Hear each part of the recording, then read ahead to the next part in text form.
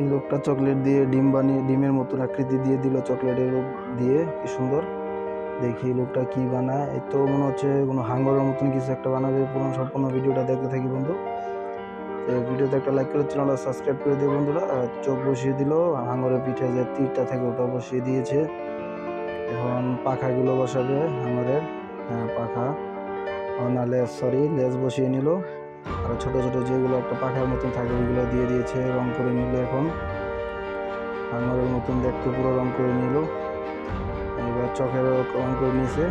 তারপর আর কি বাকি আছে, ছোট ছোট দাঁতগুলো বসিয়ে দিল, কি সুন্দর দেখতে।